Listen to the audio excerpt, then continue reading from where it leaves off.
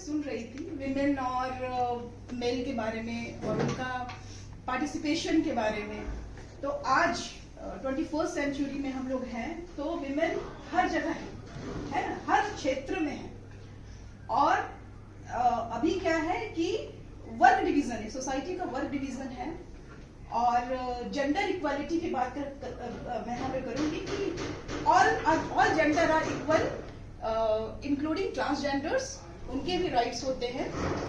और यहाँ पे बहुत थोड़ा सा मुझे निगेटिव लगा कि बेचारी हाउसवाइफ घर के अंदर बंद है, ये है वो है, नहीं है, she is also working woman, है ना।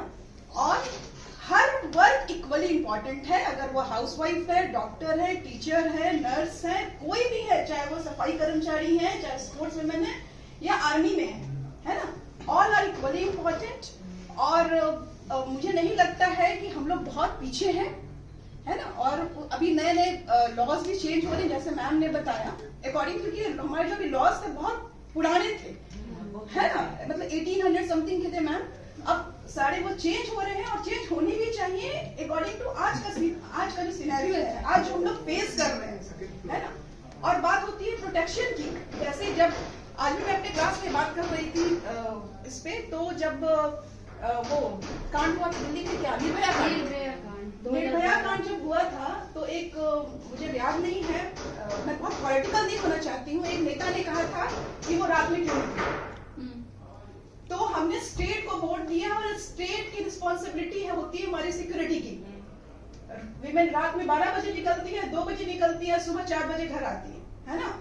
तो ये हमारी गलती नहीं है, हम कभी भी कहीं भी फ्रीली घूम सकते हैं, हमारा राइट है ना, हमारा एजुकेशन हमारा राइट है, हेल्थ हमारा राइट है। लेकिन हमारा जो कल्चर है ना, इसको भी एक पहलू है जिसको हम इग्नोर नहीं कर सकते।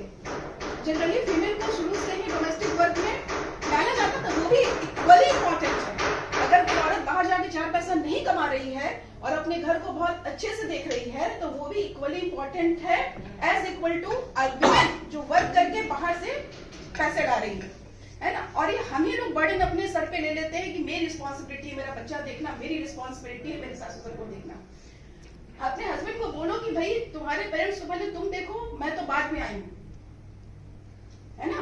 अब बच्चा हम दोनों का है, तो ये डिस्ट्रीब्यूशन ऑफ वर्क होना चाहिए। आज के टाइम में ये हो रहा है। हाँ, इसलिए। और मेरा भी एक सिंगल चाइल्ड है, मेरा बेटा है, तो मैंने कभी भी उसको ये नहीं कहा कि ये तुम्हारा काम नहीं है, ये सबका काम इक्वली है ना। तो अभी हम लोग न्यू मदर हैं, आगे जाके बहुत सारी मदर बनेंगी, तो प्लीज आप अपने बच्चे को भी इक्वली हर चीज बताइएगा। एक एग्जाम्पल मैं देती हूँ, जब मेरा बेटा 7th-8th में था, तो उस समय मेंस्ट्रुएशन और एडोलेसेंट के बारे में उसको पढ़ाया गया था, पढ़ के आया था, आई न्यू क्लास में उसको बताया गया था। वो आया मेरे पास, तो बोला मम्मी तुमको पीरियड्स होता है। उसको लगा कि शायद इस चीज पे बहुत शर्माएंगे, चाहे हम इस चीज पे बहुत बोलेंगे, क्योंकि जब हम लोग पढ़ते थे वो चैप्टर, तुम्हारी मैम चैप्टर को पेज को स्कूल की बात करते हैं, वो सारा। और अगर नहीं तो फिर जो जेनाइटल ऑर्गन्स है उसको वो रिप्रोडक्टिव सिस्टम में पढ़ाते ही नहीं थे, क्योंकि मैं क्वेट में पढ़ी हूँ, तो मेरे क्लास स्कूल में थोड़ा ये ज्यादा था। लेकिन जो पूछा तो बोले कि देखो बेटा, हाँ पार्ट ऑफ लाइफ है, तुम में भी कुछ चेंजेस हो रहे होंगे। और जिस स्कूल में था वो पढ़ता था, वहाँ पे जो गर्ल्स थी उनकी भी व्हाइट ड्रेस थी, तो हम लोग भी फेस कर चुके हैं कई बार पीरियड जब स्कूल में आता था, स्कर्ट में लग जाना, ड्रेसेस में लग जाना। तो please never make fun of them, है ना। एक पार्ट ऑफ लाइफ है, जैसे हम लोग सुसु जाते हैं, पॉटी जाते हैं, वो मंथली एक, और इसके अलावा ये कुछ नहीं। तो इस तरह का एजुकेशन अगर हम लोग अपने घर में ही देंगे, है ना, अपने बच्चों को देंगे, और अगर जिनके यहाँ दोनों हैं, दोनों जेंडर है, मेल भी है और फीमेल भी है, तो अपने भाई को उसके अपने बच्चे को बताइए कि तुम्हारी अगर बहन का अगर मूड स्विंग है, क्यों हो रहा है, क्या हो रहा है, मेरा अगर मूड स्विंग है क्यों हो रहा है, सीधे बोलिए कि बेटा मैं पीरियड में हूँ, मेरा ये नहीं है, या तुम्हारी बहन आज ये नहीं है, तो यू शुड सपोर्ट, है ना। अगर आप अच्छा सन बनाएंगे तो आगे जाकर अच्छा फादर बनेगा, अच्छा हस्बैंड बनेगा, और ऑब्वियस है जब एक अच्छा बेटा बनेगा तो आपका भी केयर करेगा, ठीक है ना। तो अभी विमेन बहुत आगे निकल चुकी है ना। तो और सिर्फ जब हम लोग विमेन एम्पावरमेंट की बात करते हैं, तो सिर्फ वही विमेन इम्पोर्टेंट नहीं है जो बाहर जाके अर्न कर रही है, वो इक्वली इम्पोर्टेंट है जो घर में बैठ के अपने घर को देख रही है। क्योंकि अगर विमेन अपने घर को देख रही है, उसका हस्बैंड निश्चिंत होकर बाहर काम कर रहा है, तो उसको प्लीज, अगर कोई औरत घर में है तो बेचारी नहीं है, अंडरस्टिमेट नहीं करना चाहिए।